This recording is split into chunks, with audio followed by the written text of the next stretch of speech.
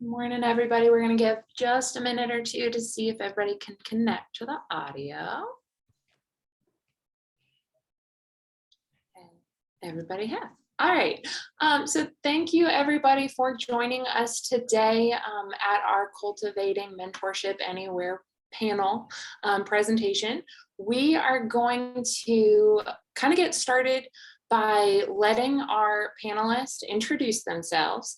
And what we're going to do is Heather and I are going to be asking our panelists a couple questions, but we also want to give you all the opportunity to ask them any questions that you have about mentorship or being a mentee or how to facilitate this kind of relationship, anything you've ever wanted to know about developing those mentor-mentee relationships.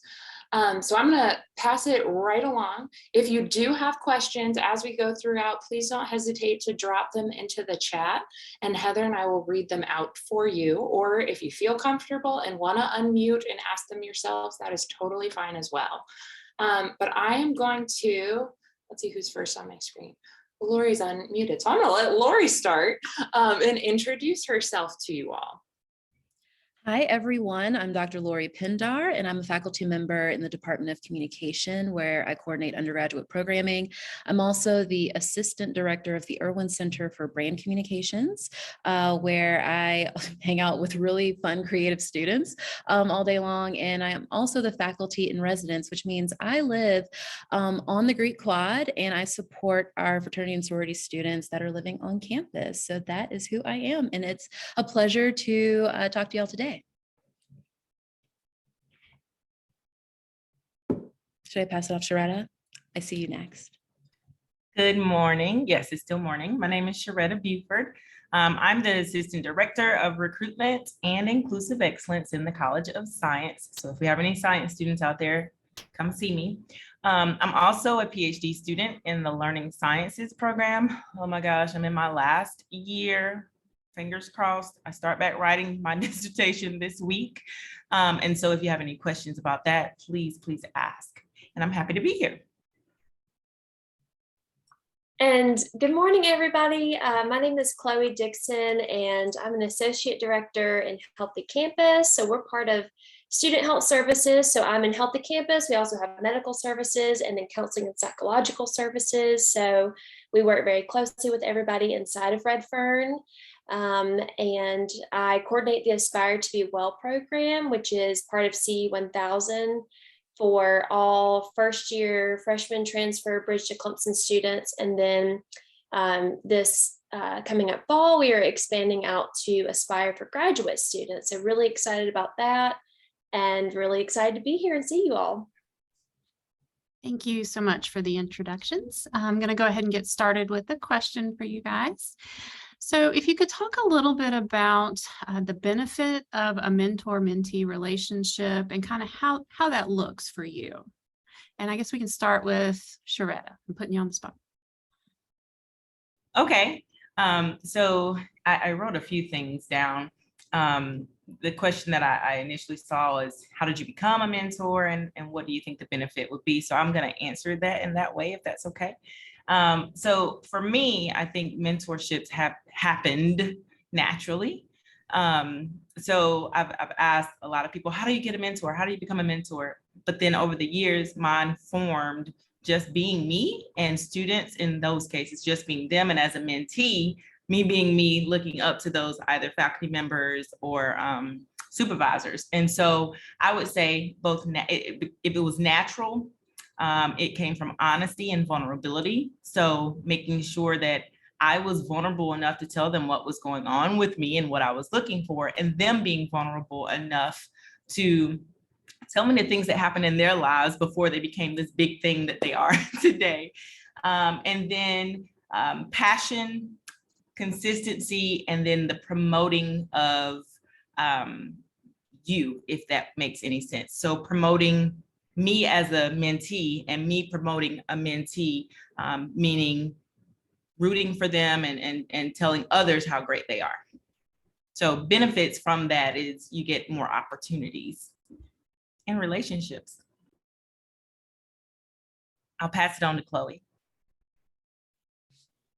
Yeah, that's great. I would say the benefit of having students in our office, and whether it's specifically in a UPIC position, or we've got Aspire facilitators that work with us, we have students who volunteer in our office. I would say, the benefit for us is that it makes our work easier. It makes it more fun to come to work. I love collaborating with students, getting their perspective. Typically, our students come in with fresh ideas and initiatives that they want to start, or maybe they want to, revamp or kind of add a little something to some of our other existing programs. So I would say, it's just the benefit for us is that, and for me specifically, is that it just makes my job more fun and exciting. I tell people that I came to Clemson for my master's degree in student affairs. And so I have a bachelor's degree in nutrition. So I'm really interested in health and wellness and nutrition, and then also working with students. So that's why I came to Clemson for grad school, to study student affairs. So that's a passion of mine, is working with students. And that's why I decided to pursue a master's degree with that. So, and it's really great to see students come into our office a lot of times from a variety of majors. Some are health science majors, which kind of naturally fit within Healthy Campus, but really being able to, take our vision of Healthy Campus and maybe the Aspire program and some other activities that we're going to be working on this semester, and have them kind of put their own twist to it. I always tell students, this is your internship too. It's not just you're working with us, you're working for us. This is your internship. So making the best of it. And another benefit I would say is just, getting to see students grow from day one to the last day of the internship. Maybe that's just one semester, maybe it's 4 semesters and they're going to graduate. And it's just always great to see them kind of make it into their own. And I'll pass it over to Lori. All right. Well, the only thing I would have to say is an echoing of the benefit of a mentor-mentee relationship, I think, is one, in the mentor, you have an advocate and someone who has either journeyed a little bit further along that path that you may want to endeavor on, or at least be a sounding board or a grounding force for you, because life, especially at this age, it's a little wild. Things come at you fast, and there may be unexpected things that you would like a sense of, okay, I know there's somebody that I can talk to in the professional world, but maybe they are just a person that you trust. And that is something that I think is invaluable, especially as you're making your way through your academic programs, but also applying to future job opportunities or graduate school. But I do think it's a two-way street. Mentorship is always this robust thing. And I believe that as a mentee, you provide a sense of perspective. And that perspective is also invaluable in the sense of, as a mentor myself, I think I am a better professional and practitioner because I know who I'm working with. I know who I'm trying to engage with. So to Chloe's point about making work fun, it is such a breath of fresh air when I learn whether it's some new slang that I am trying to figure out, what does this mean?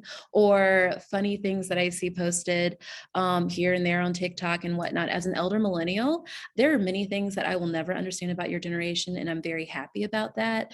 But at the same time, because it's yours, you own that, but there's a space and place, I think, for that bonding and that relationship. So I can be a better advocate for you, but you make me a better professional and a better person in the career that I have as an educator.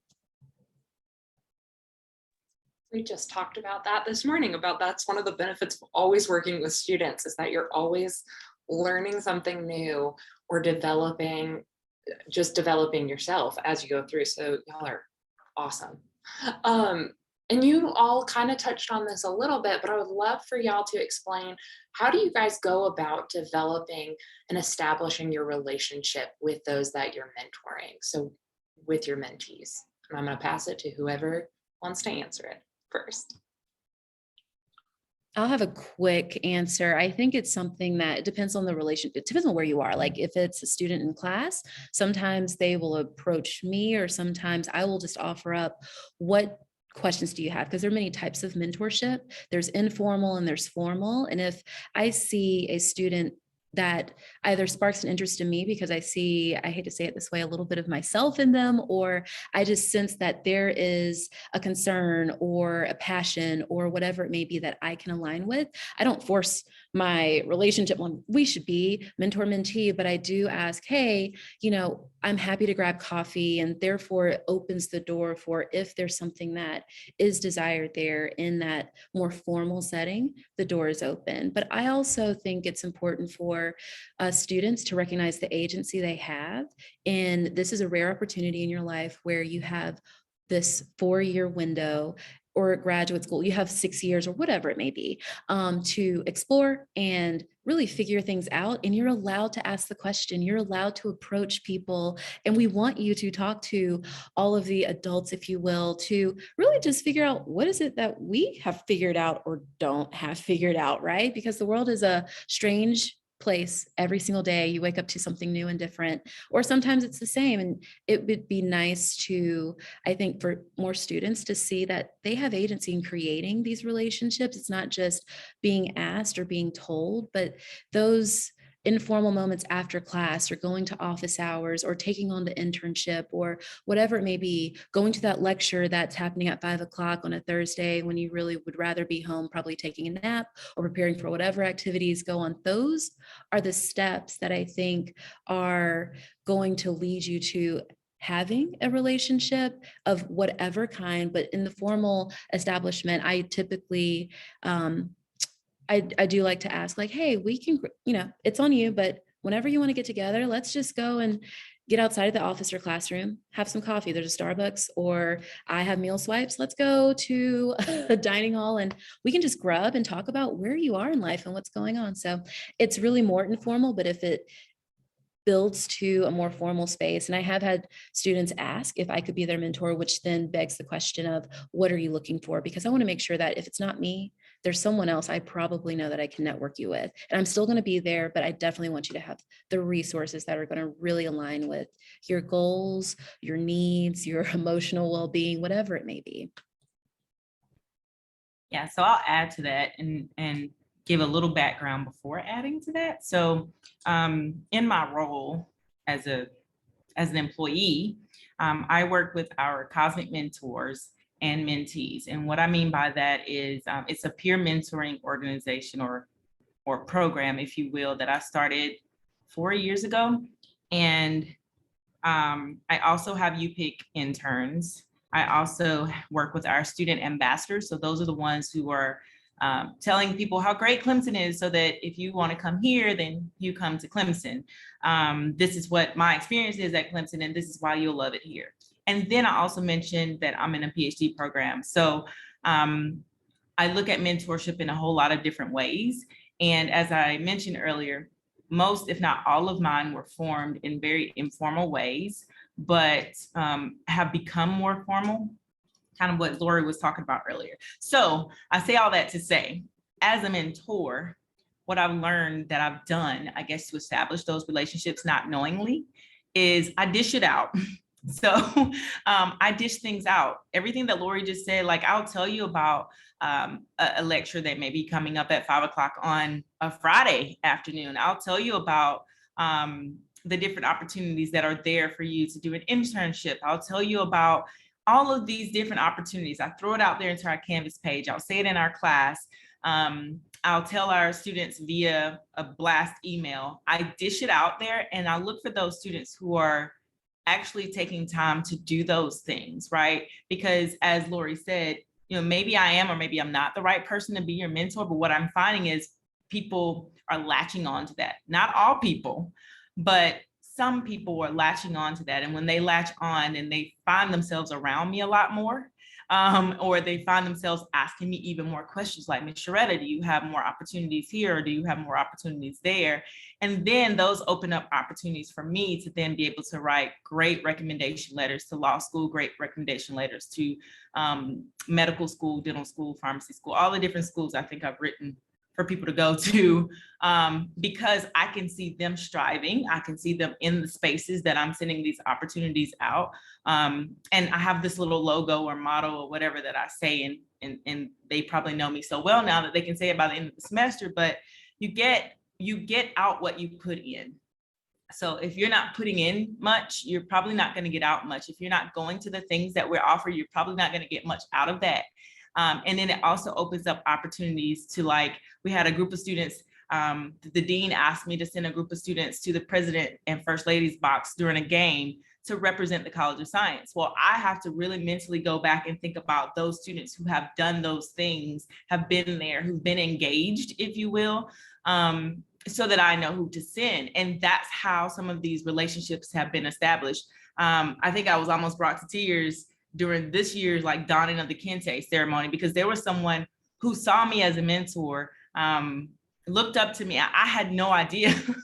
I didn't even know he viewed me in this way. And when he asked me to don him, I was like, oh my gosh, I'll be honored to don you. But a lot of those times, I don't even know who I'm mentoring until they've explicitly shared that, or if they're graduating and they decide to write a thank you note. So a lot of those relationships are established informally because I'm dishing out information and hoping that more students will grab onto that. So I say all that to say, I give most, if not all, students the same thing. And it just depends on who comes at, who takes the bait, if you will. And I want to make sure that I'm clear in that I'm not just looking for those students who strive, because there are a couple of students that I've had who were struggling, and they saw that, hey, Ms. Sherette is pretty cool. I can actually talk to her about my issues. And they've come to me and they've asked for help, and they've asked for tutoring outside of the norm. I even had one student, I said, look, you can come to if you can't do it yourself, come to my office during the time that you need to study. I won't talk to you. You won't talk to me. You do your work, I do my work, and we can be in this thing together. Well, she just graduated. She just became one of my sorority sisters and graduated this past spring. So that mentorship can be for the student that just really doesn't know what's going on, or for the student that's really doing things to show that they really are engaged and care about the next steps of their lives. Yeah, and I'll echo everything that has been said. I think for me, in establishing the relationships that I have with my mentees, it's really basic. It's simple. It's building rapport. It's getting to know each other. A lot of times that happens long before they are maybe our UPIC intern or work closely with our office, because I've had other either formal or informal times with them. But it's really simple. It's just getting to know them, getting to know, what's going on in their lives as a Clemson student and outside of being a Clemson student, because those are, two different things that students balance. Another thing that I do with our interns is making sure that they're involved in any of our planning meetings. A lot of times students only see the finished product. They see the presentation that we're giving to them. They see something that we did on Library Bridge. They see just the totally finished in a perfect bow product. And there's so much more that goes into that ahead of time. And so I'm making sure that I'm allowing, and inviting our interns to come for an initial planning meeting, and then, the work meeting, the practice sessions for that, and then the final product. I think that's really important. And then one other thing that I always encourage our interns and any really student that I work with is for them to continue to develop themselves. So our UPIC interns, I have specific times for them to block off within their weekly schedule for them to develop themselves. So seek out those opportunities. One of my interns right now, she's doing a Coursera course specifically on something that's going to help her in her major. And I am all for that. I think it's professional development in any area, whether you're just now a freshman or you're well into your career. I think professional development is really, really important, and can be just a great way for me to continue building my relationships with my mentees, because we're talking about what she's learning in that Coursera course and how that's going to translate, into her future career and next steps after Clemson. That's really great. You guys have already touched on a lot of the topics that are covered in some of these sessions. So I'm going to skip to, for our students, when they're looking for a mentor, what are some of the qualities that they should look for in a mentor, or when they're seeking one? So I'll be quick because I have a feeling Lori and Chloe will have some great things to say. But I wrote this down and I'll just say what I wrote to try to keep it brief.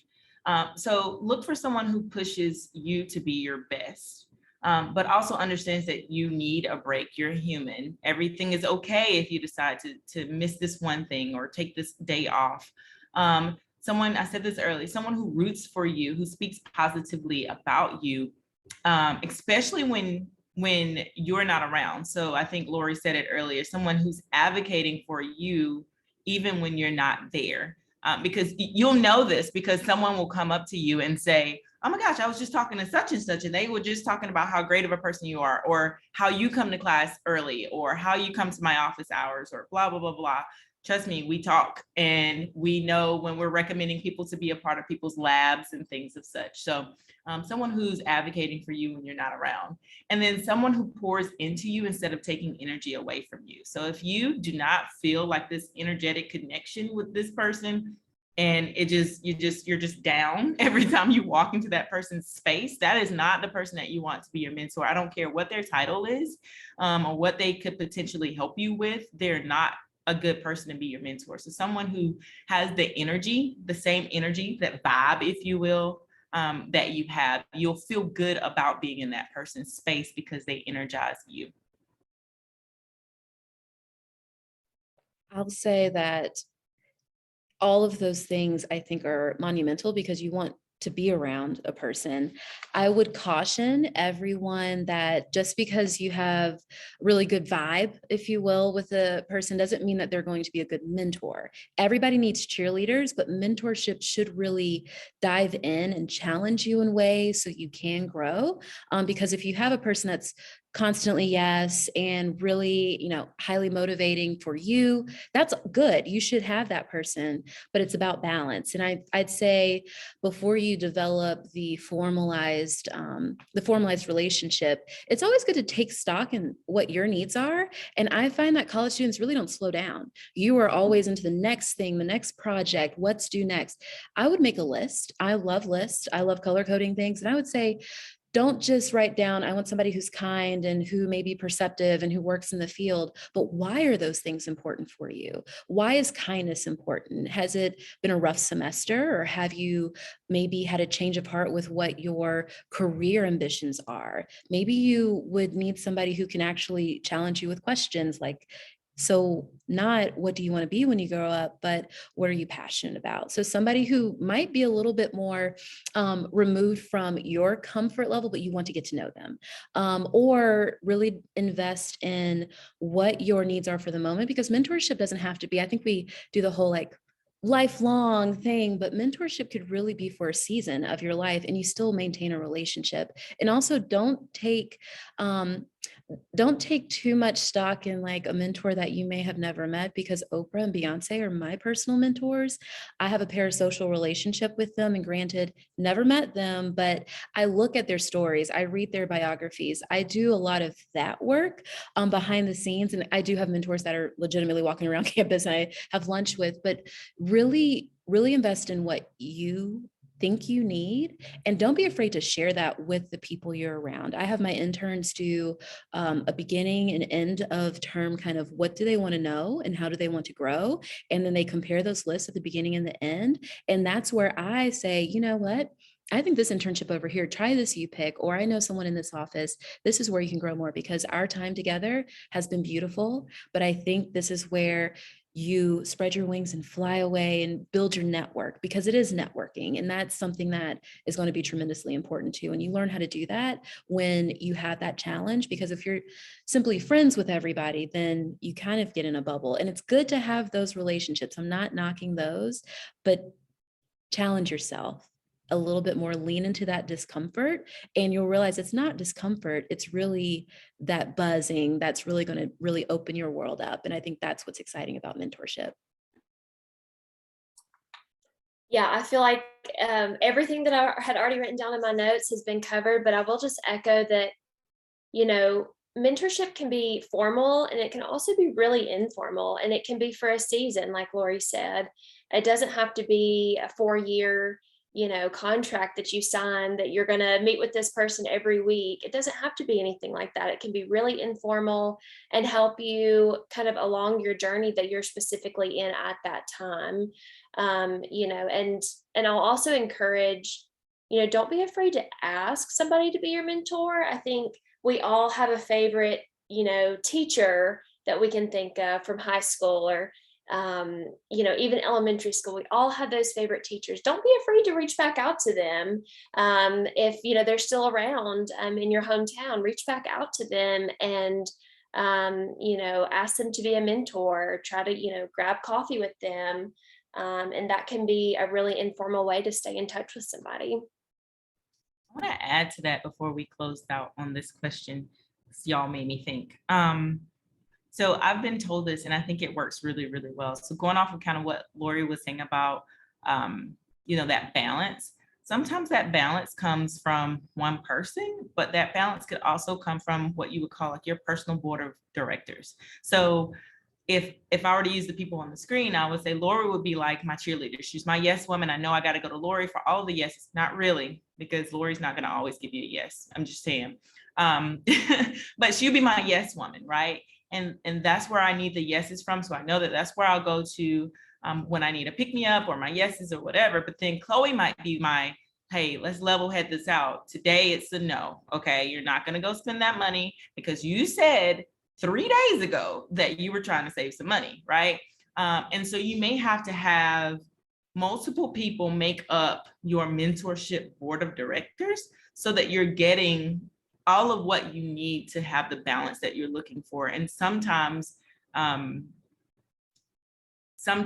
comes in friendship, but then other times it comes in just, hey, I just need some solid people in my life. So just think about it in that way as well. Y'all are leading us so beautifully into the next set of questions, and we did not rehearse that. I mean, there's no way.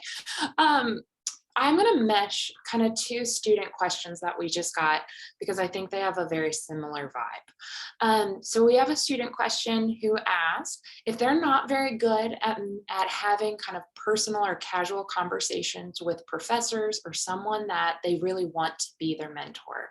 And they find that kind of inability to have those conversations are hindering building that relationship. Do y'all have any suggestions on how to improve that? And that also goes along with, is that cool? Can I bend it? Because it's going to be, how do you ask? How would you open that question of being a mentor as well?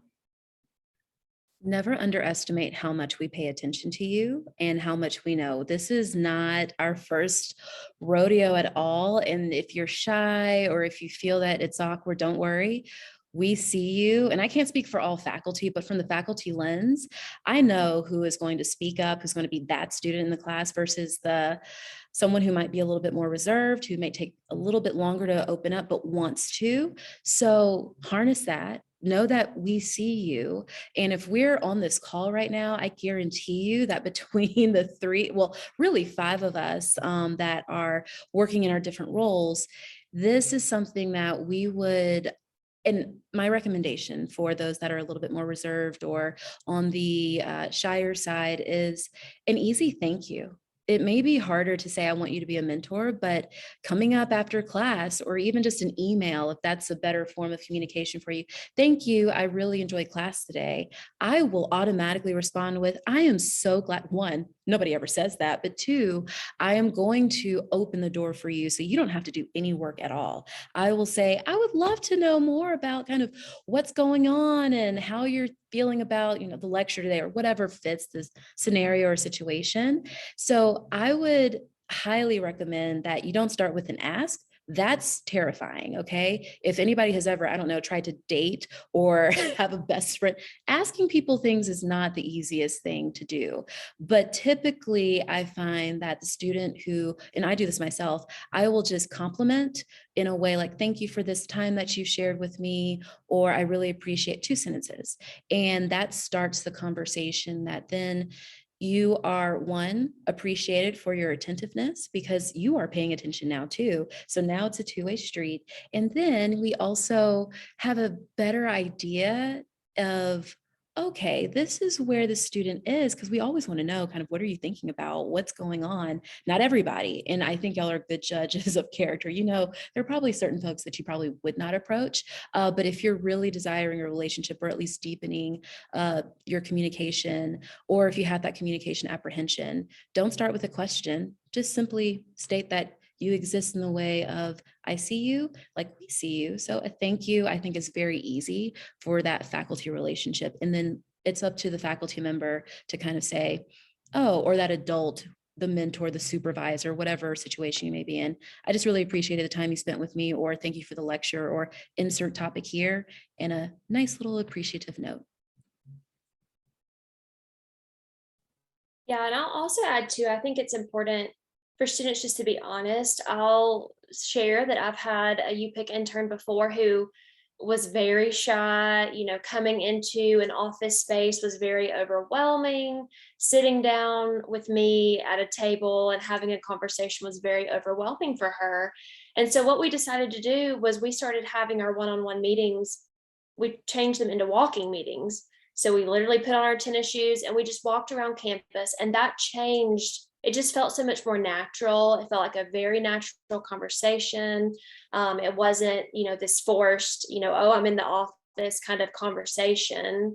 And, you know, I think that really allowed her to open up a whole lot more to me, share with me what she had been working on with her presentations and her programs that she was working with us on. And, you know, we wouldn't have done that if she hadn't have just been honest with me from the get-go and say, you know, I'm a little anxious, I'm a little nervous here in this type of setting. Can we do something else? Can we do a walking meeting? And I was all for it. So yeah, definitely don't be afraid just to be honest with us and share with us and maybe future mentors what you need. Because again, it's this is your mentorship too. So I echo everything that they've already said, and I'll add to it. So I'll tell you really quickly, my supervisor, when he came in, anytime a new supervisor comes, like, oh, we got to get to know this person, right?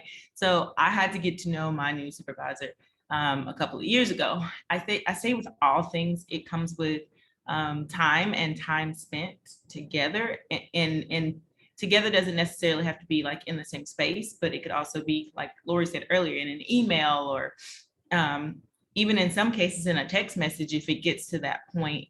But I remember like the nervousness of this new supervisor, and eventually I got to know that supervisor, and that supervisor, I would pop up in his office asking questions. I would make sure that I'm doing the best at my job that I could do, because again, I don't want to ask someone for mentorship if I'm not doing my part. And so I think this was the last year or either earlier this year. He was telling me about some opportunities and telling me about like things that could possibly happen. And I remember before I left the office, I looked at him and I said, so I just want you to know, you're basically my mentor. Like, because we had gotten to that point, right? But it took a while to get there. And I said, when I said this, I said, you're officially my mentor, okay, Calvin? Like that. And he was like, okay. He nodded his head in agreement, but it took time. So that's one piece, taking the time. But the other piece is, I told you earlier that I run a mentoring program. And one of the things that I have all the mentees in the program do is meet with the professor during their office hours. Like, I force them to meet with a professor during their office hours, because quite frankly, a lot of what you're going to have to do is just kind of jump out there. Everything I think that we've been telling you requires some action on your part. And as Lori said, we see you already. We just need you to act. And not all, sometimes we'll be like, you know, you were not yourself in class today, or you were not yourself at work today. Like, sometimes we could do that, but not all times will you not be yourself, right? Or not show that. And so one of their assignments is basically to email a professor, and we give them a template to email the professor to tell them what class their name, what class they're in, even in some cases, what section they're in, and then tell them why you're reaching out. And so in this template, the reaching out could be you have some confusion over some of the coursework that you're doing, or it could simply be I have a few questions I would like to ask you, and we give them a whole list of questions. They don't have to ask all the questions, but we give them a whole list of questions of some of the things that they can ask. And in a lot of cases, we want them to ask them during office hours about something not actually related to their schoolwork, because the assignment is to get to know the professor. And once you get to know that professor, you're starting to now establish a relationship. And then eventually you're going to need a recommendation letter. And there you've established a relationship with the professor. And getting students to do this, they have to go through the mental process of choosing what professor they want to interview, if you will. And so my hope is that they're choosing someone who they feel comfortable enough with out of all of the professors that they may have. And some of them may even choose to do multiple professors. So that's just something to think about. I think for a shy person, which I am not, so I cannot like say that I'm shy and reserved at all, but I do have times where I'm afraid to reach out. So an email is, I think, one of the best ways to do that. I even communicate in words. Like I can't always say how I'm feeling, so I will type it out in a text message to my husband sometimes, or write it on a piece of paper. So an email is a good way to kind of break that ice. Great. Y'all are just knocking it out of the park with these. So we're going to jump to what does it mean to continue connection with a mentor or someone who's helping you professionally? I think Lori said something about this earlier, so I'm going to kind of add to it, like this whole seasonal thing. I think Chloe did as well. It really depends. I think even I'm going to combine that with how often you should be talking to this person. So it could be weekly, it could be bi-weekly, it could be monthly, quarterly, yearly, depending on what you need and where you and your mentor are. And so it really depends on the relationship that you have and what you're needing in the moment. There is one particular mentor that I have who was a professor of mine in my master's program. She wrote one of my recommendation letters for the PhD program. Well, what I try to do is once a semester, try to update her on how I'm doing in the program. Thank you again for giving me the opportunity by writing me this recommendation letter. Here is my latest update. These are the things that are happening for me, so that she stays in the know. And in some cases, if there are other opportunities out there, she can tell me about those. Oh, this is your update, man. Did you know that this was going on? Blah, blah, blah, blah. Maybe I should connect you with such and such, right? And so it really depends on where you are in that relationship or what you need in that moment.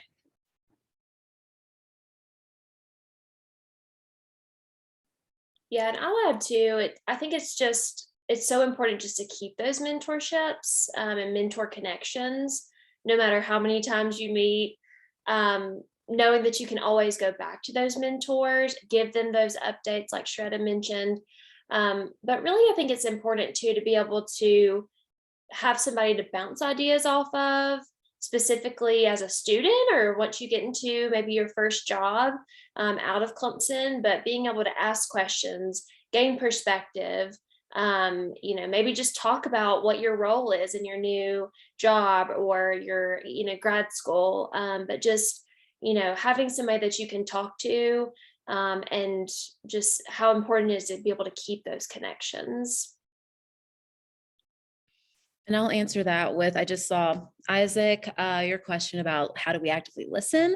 With that, everybody's different. I'm not going to treat, so with Shredda, resource-wise, I'm not going to skimp on offering the platter to students and use samples like a charcuterie. You get what you want.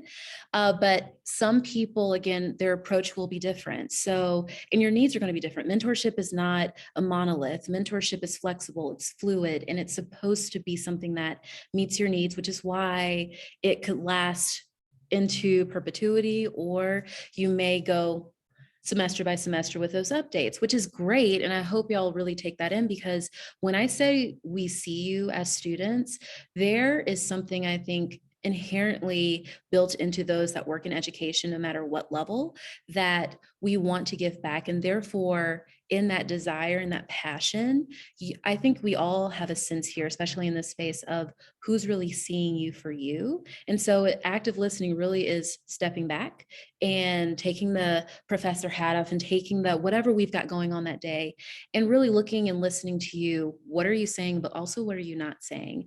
As adults or people who have gone through a little bit more in life, we kind of, I'm going to say we probably know what you're hinting at, but not able to articulate at that moment, or we can fill in the blanks with everything that might be going on. So I think that when it comes to hearing and seeing you as people, that's first, your students, of course, and there is a power dynamic and a balance that we have to maintain. And if there's something that's said to us, we are, we have different things that we have to do, but at the same time, we're human beings trying to get along in a society where I want you to become a productive person because you are a productive person. The fact that you're doing this right now is something that I'm going to clue into. I'm going to remember these names on the screen, but it's something that I'm like, okay, this is important to you in some way. You may not know how to harness it, but that's not for you to figure out right now. The important thing is that you at least soaked something in. So what can I do?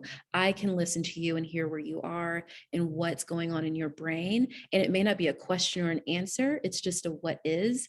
And here I am. So, and that's fine. And I think we need to be more comfortable and be better stewards of acknowledging that not every encounter, especially an encounter with a person you might want to be a mentor, is a solution. Sometimes it's an opportunity and sometimes it's a challenge, but no matter what, we as mentors, potential mentors, have a responsibility to you as a student. And that's what I mean by your agency. If you approach us in any way, we are going to be responsible for you and making sure that you help create a space and you have a stake in creating this space that is going to be good to you, for you. And I hope you hear that in everything, because while I don't work closely with any, like I don't go into the same office space as anyone else on this call, I know who they are on campus. I know that if I send an email or if there was a concern or a highlight, or I'm on several threads and listservs right now that just celebrate people for where they are and what they're doing, it's a much smaller world than you realize. So in that, I hope you take from this moment that we exist, and not just on the Zoom screen and Zoom call, but we exist to ensure that you have cheerleaders, advocates, but also successes that you learn to pick apart and see that as you're zooming through college life, there are some beautiful things happening all around you. So that's what I would say to that. We listen. We're inherent. It's like our superpower. Okay. We are superheroes. We want to be your superheroes because you're superheroes too. And I'm going to stop talking now because now we're getting into weird analogies. Well, I have the sweetest last question, and I know we're at 11:45. So if anybody needs to jump off, please feel free. But I have a really sweet question of what can we as mentees do for our mentors? I think that's a really great last one to end on. I know, that's why I was like, we have to address that for 10 seconds because I think that's really. I'm not gonna say, well, yes, I am. All right, so I'll say what students are already doing.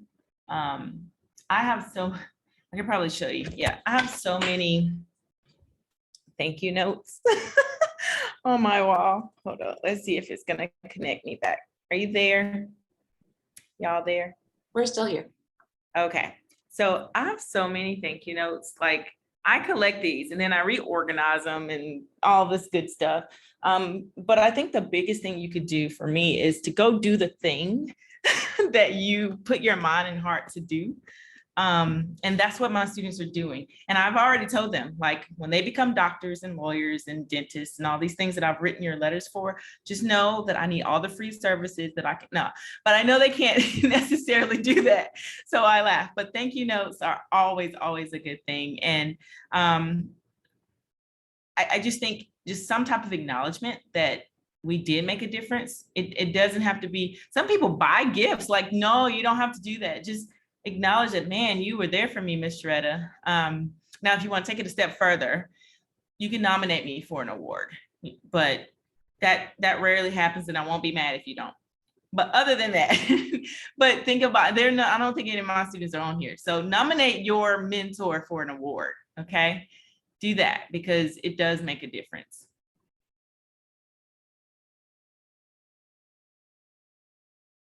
Yeah, and I just put it in the chat. I think it's important for students to know that we actually care about life after Clemson. I mean, we're here during the 4, 5, 6, 7 years you're here, but I really want to know what happened after Clemson and the great things that you're doing in the world. I think that's one of the best things to kind of see start to finish for me.